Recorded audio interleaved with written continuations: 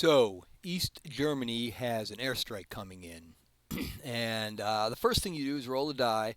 A 1 is a surprise attack, and a 6 is a shot down before getting to the battlefield. And so it's a surprise attack, which in this case I don't think will matter, but I'll talk about the difference as I go through this. So the airstrike counter, I have it right here. The airstrike counter can show up at any hex on the map and will attack any will make an attack against that hex, and hits will be distributed as they usually are if it's a stack.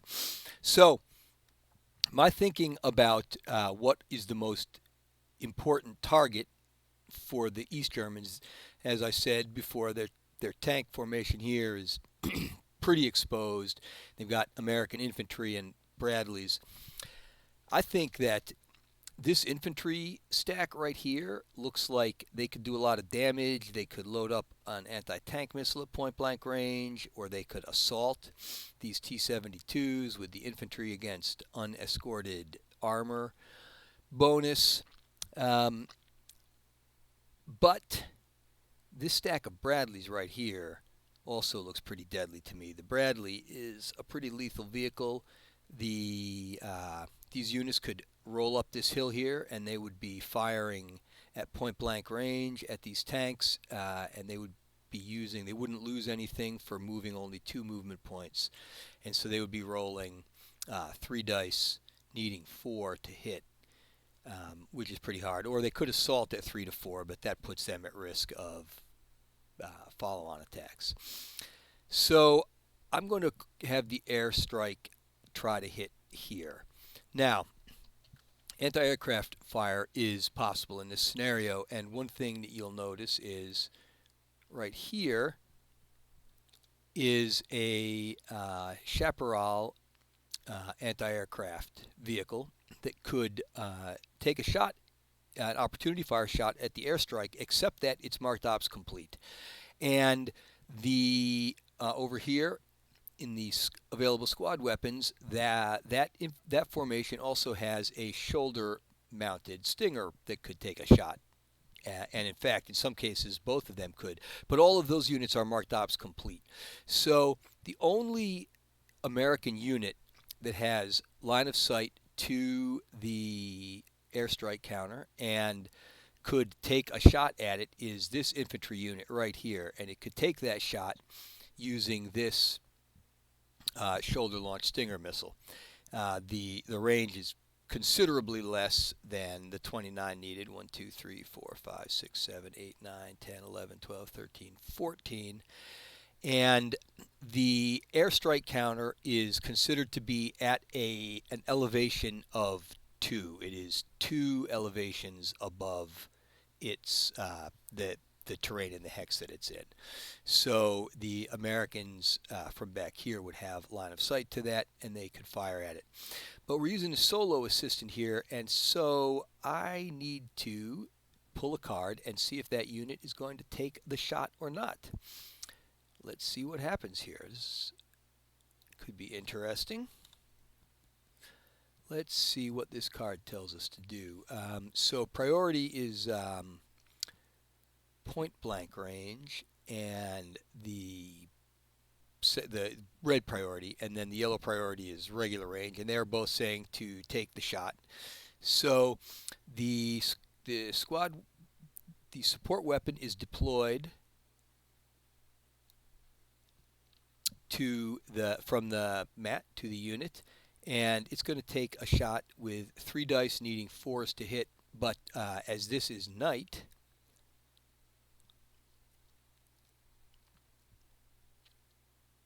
actually, let me pause for just a minute here. Well, okay, scratch that. The American infantry do not have thermal imaging, and it doesn't list this support weapon as coming with thermal imaging in that optional rule, so they actually cannot see the airstrike happening, and so they cannot fire. If they had been able to fire, they would have rolled their 3 dice, needing 4s to hit, and any hits that were scored, the airstrike counter would have had 2 dice, needing 5s to save those hits. Could have been sort of like bounced out of the hex or destroyed altogether for the rest of the game. And because it was a surprise attack, only one unit would be able to contribute to the attack. If it was not surprise attack, if there were two other units capable of anti-aircraft fire that had range and line of sight to that airstrike counter, then they could have each added a +1 firepower to the attack. So they don't add in their own weapon systems, so to speak. Probably what they're simulating is using their own. I don't even know what they're simulating, actually, but that's what would have happened. But none of that happened, so the airstrike is happening. And you see it has 3 dice needing 4s to hit, and so it will roll its 3 dice, and it scored a single hit. And the Bradleys are light armor, and so they get a single die with a 6 to save. And if they were in defensive terrain, they would get a defensive terrain bonus. Another reason why not to attack the infantry over here. So we'll see if the Bradley rolls a 6. It does not. So the airstrike counter is... now we have to roll for the airstrike counter. I have to see whether it has ordnance remaining on board or not. And I'm going to find that section in the rules here. And so I need to roll a 7 or less on that counter to see if it goes back to the holding box and gets shuffled in next turn or not. If it's more than 7, then it's fired off all of its weapons. And let's see about ordnance expended. They have ordnance left on board. You see how they program that in, and it says it right up here in the module. So the airstrike unit will be available for a future turn, and one of these Bradleys will be disrupted.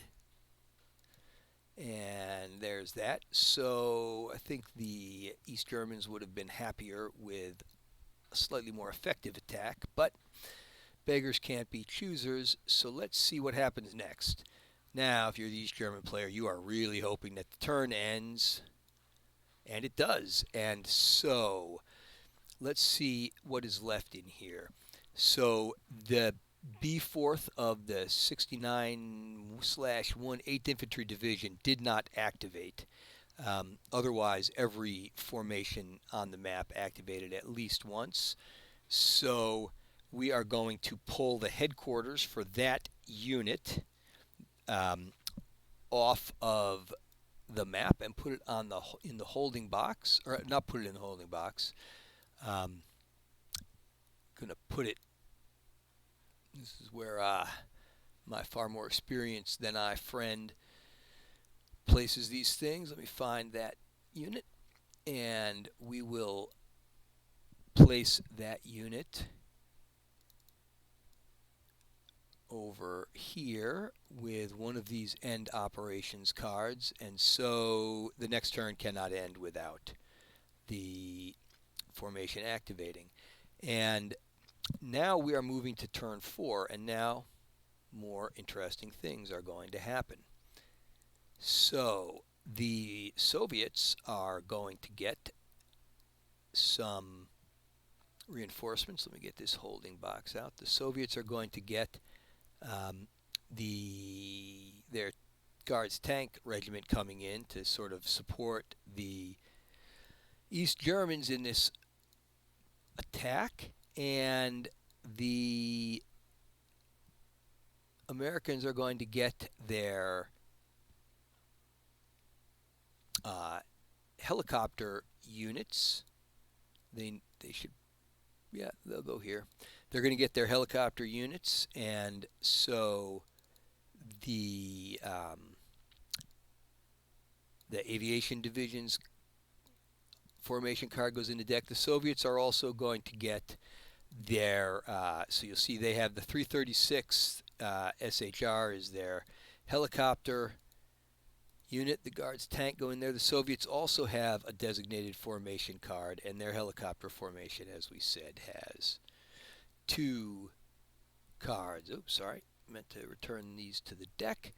And so we're going to move on to turn 4 now. And so now the Warsaw Pact forces should be able to gain significantly more momentum in this push.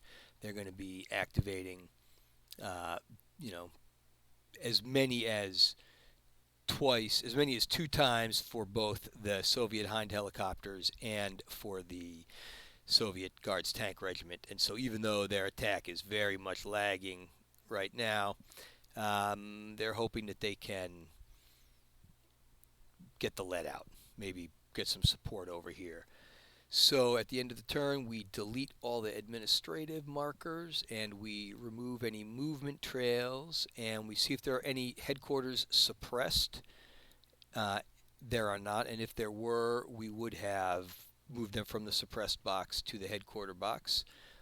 But this all looks the way that it should look, and so we will end this video here at the end of turn 3 and come back for turn 4 in the next video.